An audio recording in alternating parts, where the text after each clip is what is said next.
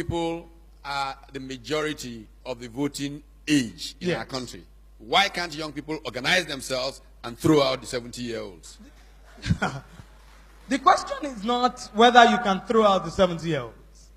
The question is that in a situation where the same mind clamors for bread and books, bread will always win. And the political elite of this country have mastered the art because they know that 500 naira and 1,000 naira will make people sell their votes at the polling booth. And so it is not that we young people don't want to organize to take over from you. But it is that your generation has the money to keep our generation aground. And you have and your generation has deliberately, sir, except for very few progressives like you, refused to give us the kind of education that will empower us to demand mandatory accountability from your generation. The kind of education that will help us to become innovative and drive competitiveness for Nigeria's economy. When you say that banks are giving loans to small businesses in Nigeria, the banks come with double-digit loans that are unaffordable for those small businesses. When you talk about youth and unemployment, the idea is not even youth unemployment. The idea is that youth unemployability is a greater challenge above youth unemployment. When you do not empower our generation to speak English so that we can get the right kind of jobs that will help us stand side by Singapore, Finland, and Canada, you deprive us of our fundamental humanity. I agree with you, don't worry.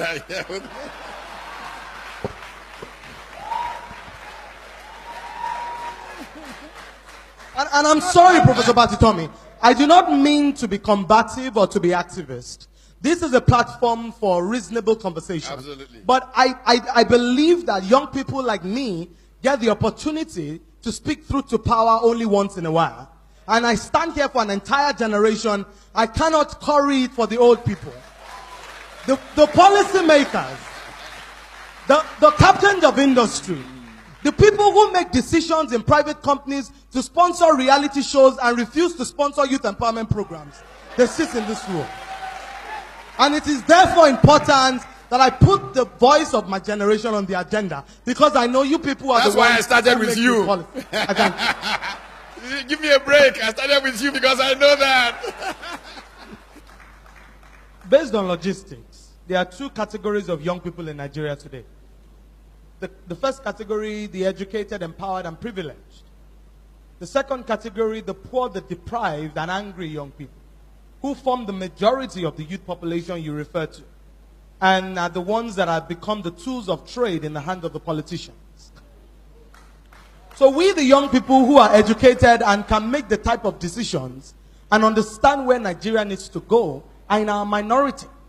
The ones in the villages and the bushes who don't have education, who are poor and angry, who become area boys, do not even have food to eat 3 times one day. Now, where do we go from here? How do we promote inclusiveness? Nigeria and Africa have to become entities that embrace consequences. What do I mean by that? Consequences, when we begin to punish bad behavior in Nigeria, when people steal our money and we put them in jail, Nigeria and Africa will become better countries. I'll tell you why, sir. In Singapore, under Lee Kuan Yew, a minister bargained with a contractor and took money and took bribe from him to give him a contract.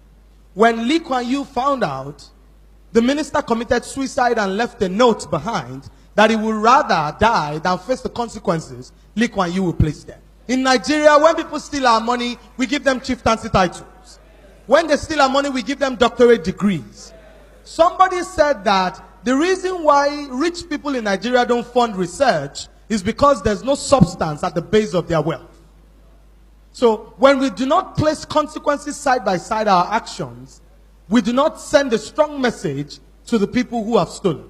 How do we promote inclusiveness? Number one, we need to be able to embrace the principles of equality, where the children of the rich and the children of the poor can go to public schools, because public servants elevate the quality of education in the public schools. Number two, where the children of the poor can get jobs without having connections. When they go to University of Lagos and go to University of Ibadan, and they are given the same kind of jobs that people like me who went to Harvard University Kennedy School can get, that is when we become an equal country.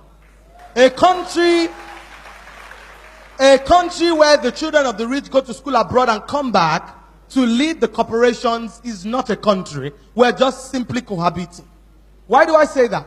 As things currently stand, one day, during the Occupy Nigeria protest in 2012, the area boys didn't protest to Oshodi. They didn't go to Agege. They didn't go to Yanokpaja. They went to VGC. They went to Ikoyi. They went to Lagos. They went to VIA. It means that they know the homes where the rich people, the children of the rich people stay. And the truth is that in a country like this, where we continue to segregate and keep the children of the poor aground, this country is going to go up in flames one day. People are going to get to a point where they cannot take anymore. And people are going to get to a point where they cannot take anymore. When we create jobs, we cannot, within companies, we cannot decide that, for example, the children of the rich must be superior to the children of the poor.